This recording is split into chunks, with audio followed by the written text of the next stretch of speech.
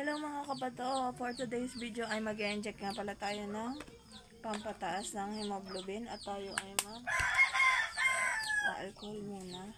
Nakapaghugas na nga pala ako ng aking kamay. Tapos kukutay ng bulak. Yan. Bulak ang gagamitin natin.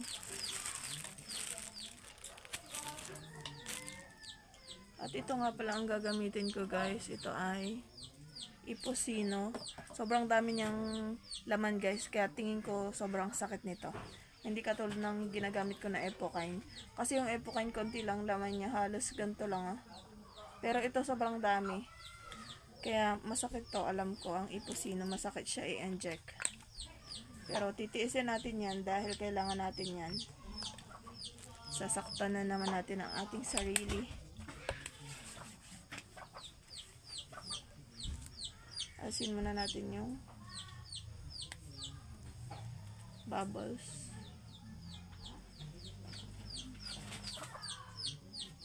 Yan. Ang dami niya. Grabe, naiyak na talaga ako. Sobrang dami. At dito nga pala tayo sa tiyan mag-inject.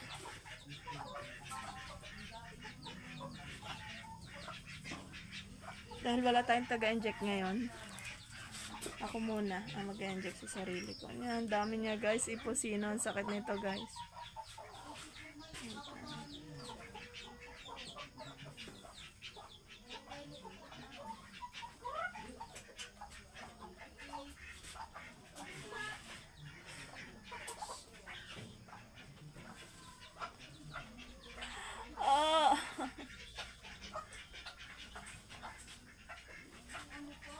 Sabi na hindi ako nagkakamali, ang sakit niya.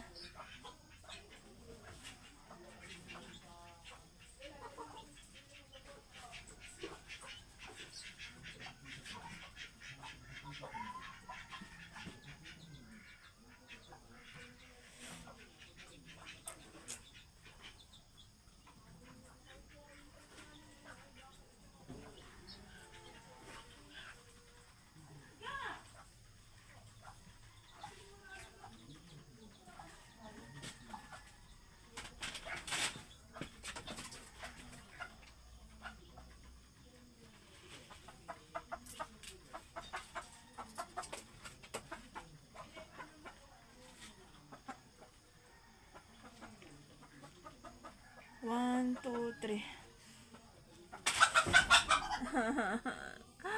Ang sakit niya.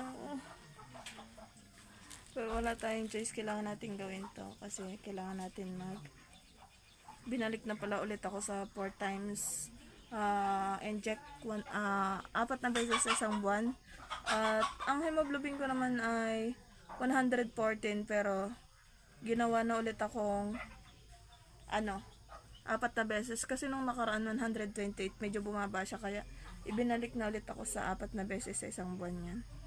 Nakapag-inject na tayo guys.